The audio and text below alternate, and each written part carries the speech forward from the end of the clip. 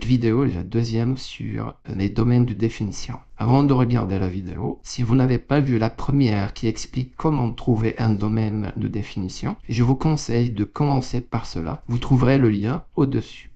En appliquant les règles vues dans la vidéo précédente sur les domaines de définition, on est en mesure déjà d'écrire le domaine de définition de cette fonction. df égale l'ensemble des x appartenant à R, tel que 3x moins 8 sur moins 7x plus 4 est positif ou nul, c'est-à-dire le terme en dessous du radical doit être positif ou nul, puisque la racine carrée n'est définie que sur R+, et la deuxième contrainte, moins 7x plus 4 différent de 0. C'est-à-dire que le dénominateur du terme en dessous du radical ne peut pas s'annuler. Donc en résumé, df c'est l'ensemble des x appartenant à R, tel que 3x moins 8 sur moins 7x plus 4 supérieur ou égal à 0 et moins 7x plus 4 différent de 0.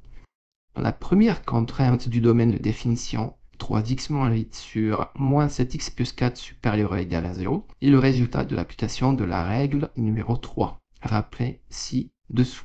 Je rappelle que cette règle disait que si l'expression de la fonction f contient une racine carrée, le terme en dessous du radical ne peut pas être strictement négatif, c'est-à-dire qu'il doit être positif ou nul. La deuxième contrainte du domaine de définition, à savoir moins 7x plus 4 différent de 0, est une application de la règle 2 que nous rappelons ci-dessous et qui disait que si l'expression de la fonction contient une division, un quotient avec un dénominateur, le dénominateur ne peut pas être nul, car la division par 0 est interdite.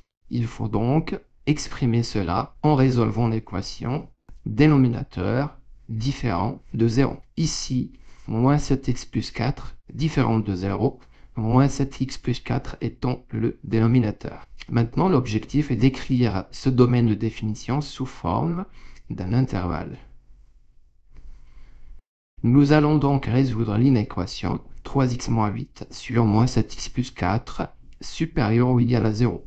Nous devons aussi respecter la deuxième règle qui dit que lorsqu'on a un dénominateur, celui-ci ne peut pas s'annuler. Moins 7x plus 4 étant au dénominateur, nous allons donc par la suite résoudre l'équation moins 7x plus 4 égale 0 et écarter la valeur qui annule ce terme. Nous allons donc commencer par résoudre l'inéquation 3x moins 8 sur moins 7x plus 4 supérieur ou égal à 0. Résoudre cette inéquation revient à déterminer le signe du quotient. Il faut savoir que pour étudier le signe de 3x moins 8 sur moins 7x plus 4, cela revient en fait à étudier le signe du produit 3x moins 8 facteur de moins 7x plus 4. Pour étudier le signe de ce produit, il suffit d'étudier le signe de chaque facteur. Cela revient donc à résoudre deux inéquations, puis on déduira le signe du produit grâce à un tableau de signes. 3x moins 8 supérieur ou égal à 0 est équivalent à 3x supérieur ou égal à 8,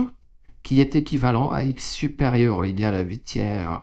On divise par 3 les deux termes de l'inégalité.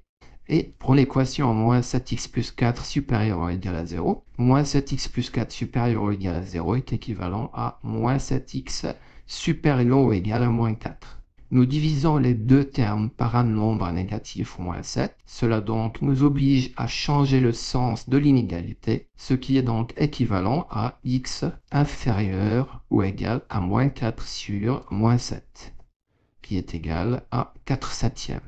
Nous allons donc construire le tableau de signes. Pour cela, nous allons commencer par ordonner les deux valeurs 8 tiers et 4 septièmes.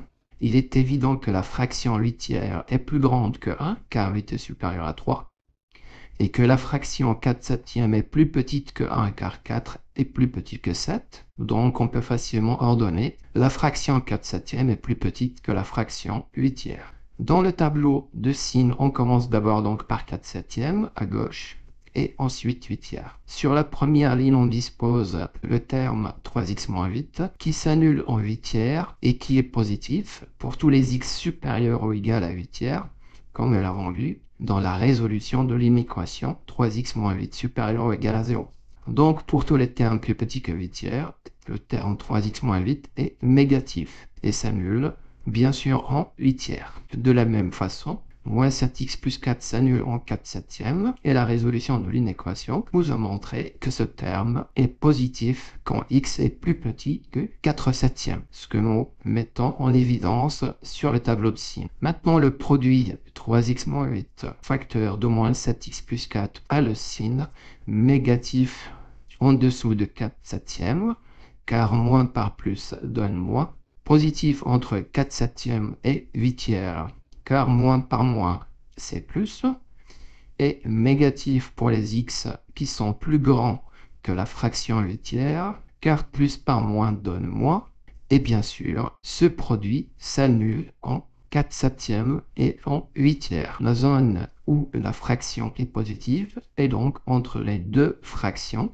4 septièmes et 8 tiers. C'est cette zone que nous allons retenir pour le moment pour le domaine de définition. Il est toutefois nécessaire d'écarter la valeur qui annule le dénominateur. La valeur qui annule le dénominateur étant 4 septièmes, le domaine de définition donc est réduit à 4 septièmes non compris, le crochet tourne le dos donc à 4 septièmes, 8 tiers compris, le crochet ne tourne pas le dos à 8 tiers. Et ainsi, nous avons trouvé le domaine de définition de la fonction f de x égale racine de 3x moins 8 sur moins 7x plus 4.